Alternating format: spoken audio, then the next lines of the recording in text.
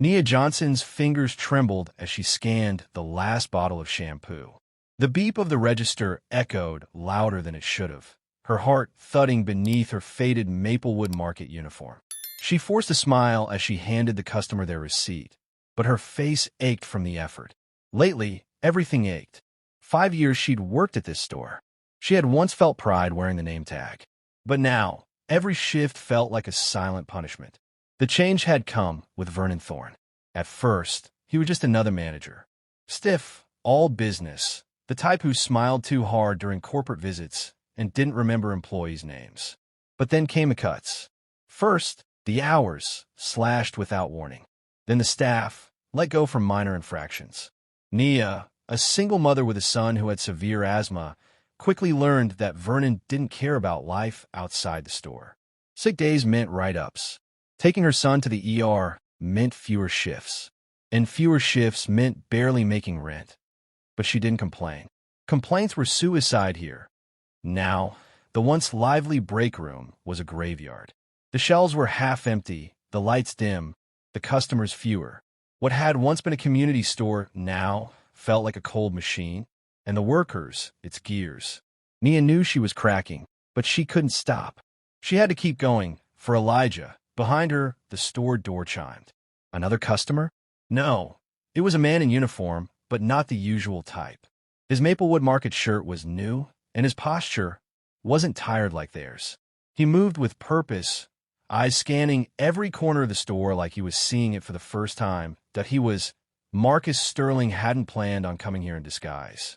But the complaints had piled up about customer service, store cleanliness, even employee treatment. He'd built Sterling Markets with pride, brick by brick, starting from a single store. Now, as CEO of a regional chain, he rarely visited in person. But something about Maplewood Market felt wrong.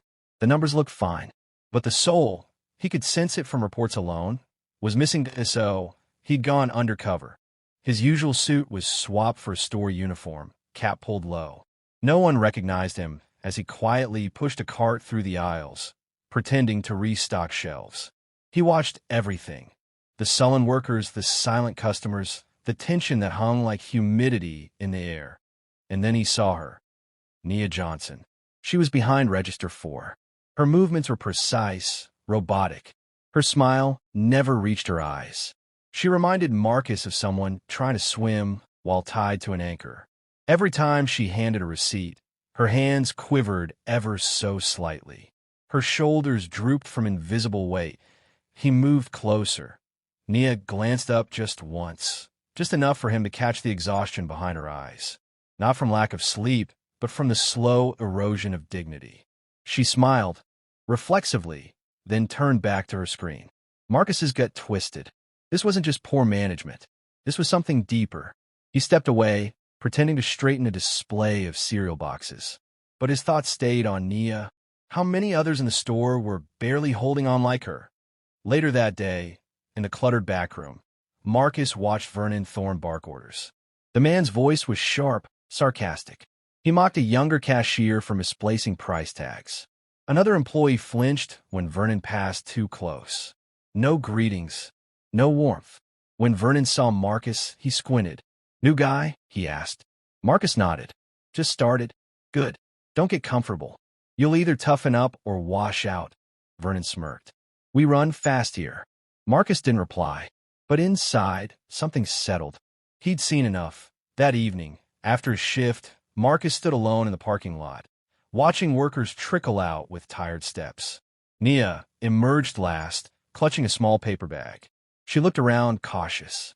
Her bus was late. Again, he wanted to speak to her then, tell her who he was, that help was coming. But something stopped him. She didn't need promises. She needed change. The next morning, Marcus was gone from the floor. Disappeared like a ghost. Vernon didn't even notice. But later that week, a notice arrived. Corporate would be conducting a surprise audit. Employee interviews would be anonymous. Staff from HR would be on site. Vernon paled when he read the memo. And in the break room, Nia found something new, a sense that someone was finally paying attention. She didn't know who the man in the new uniform had been, but something told her he had seen more than he let on. And for the first time in weeks, Nia allowed herself a real breath that IT wasn't over. Not yet, but something had shifted. Marcus Sterling moved silently through the aisles, absorbing every crack in the store's foundation. Dim lights flickered above half-stocked shelves, and the energy that once filled Maplewood Market had drained into the cold tile floors. This wasn't just a store in decline. It was a warning sign of something deeper. His company, built on fairness and community, had somehow lost its soul. From the other side of the checkout lanes, he heard Nia's voice again. "Thank you for shopping with us," she said softly. Her tone was polite, but it lacked any warmth. Her eyes flicked downward, her smile mechanical. It wasn't just exhaustion, it was defeat. Marcus felt the weight of it all settle on his chest. He had created this company. How had it come to this? In the break room later that day, a conversation slipped through the barely closed door. He recognized Nia's voice immediately. "I don't know what to do anymore," she said, her voice trembling. "Elijah's asthma is getting worse, and now they've cut my hours again. Vernon told me I'm unreliable." She was speaking to another cashier, her tone filled with hopelessness. "He doesn't care. I told him everything, and he just said I need to make better choices. I can't even pay rent this month." Marcus stood frozen. His throat tightened. He had seen numbers on spreadsheets before. Turnover rates, sick days, employee satisfaction. But this was different. This was a mother drowning in silence, trying to hold her life together while the system slowly tore it apart. He knew then what he had to do. 2 days later, corporate representatives arrived unannounced. HR, compliance officers, and a district supervisor filled the manager's office, their faces grim. Vernon Thorne's confident swagger evaporated as questions started flying. Employees were pulled aside, one by one, and given the chance to speak freely, many for the first time in years. When it was Nia's turn, she hesitated at the door. But then she saw Marcus, now, in his crisp suit, standing beside the regional director. Her eyes widened slightly in recognition. He gave her a reassuring nod. Inside the small office, she let the truth spill out. "I've never asked for special treatment," Nia said. "But Vernon punished me every time I needed time off for my son. I wasn't lazy. I was desperate. I just needed someone to care." Her voice wavered, but she didn't stop. "He said I was replaceable. That people like me should be grateful just to have a job." The HR manager remained silent, letting her speak. "I worked here 5 years. This place used to feel like home. But lately it's just felt like a cage." Nia stepped out afterward, not knowing what would happen next. But something inside her felt lighter, like finally speaking the truth had loosened a chain around her chest.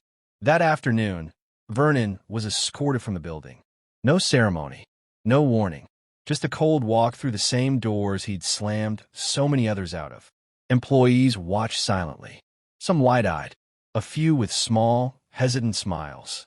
Marcus returned the next morning, not undercover, not hiding. He gathered the team in the break room, a space that had known only tension for far too long. "I owe you all an apology," he began, voice steady. "I built this company with the belief that respect and humanity should always come first. But somewhere along the way, I stopped listening." He looked around at the tired faces, the cautious expressions. "What happened here wasn't your fault. You weren't lazy. You weren't weak. You were surviving." He took a breath. "Starting today, we begin again. Fair schedules, more support, an open-door policy with real follow-through. And those of you who've been silenced, you'll help shape what comes next." There was a long silence. Then Nia stepped forward. "Are you serious?" she asked, her voice even. Marcus nodded. "Dead serious. I've been here too long not to care," she said. "And I'm tired of pretending nothing's wrong." A few others murmured their agreement. "I don't want pity," Nia continued. "I want to work somewhere I can be proud of again." "We all do." Marcus smiled. "That's exactly what we're going to build." Weeks passed, and things began to shift. Schedules stabilized. The store was cleaned, restocked, and relit. New hires came in, not just for labor, but to rebuild morale. Morning meetings included staff feedback. Suggestion boxes weren't just decoration anymore. And Nia, she began to smile again. Not the tight, painful kind, but the soft kind that reached her eyes. One afternoon, she came in early with Elijah. He ran through the store, laughing, his inhaler safely clipped to his backpack. Marcus greeted them both with a nod. Feeling better? Nia looked at her son, then back at Marcus. We're getting there. She clocked in, and for the first time in months, her steps felt steady.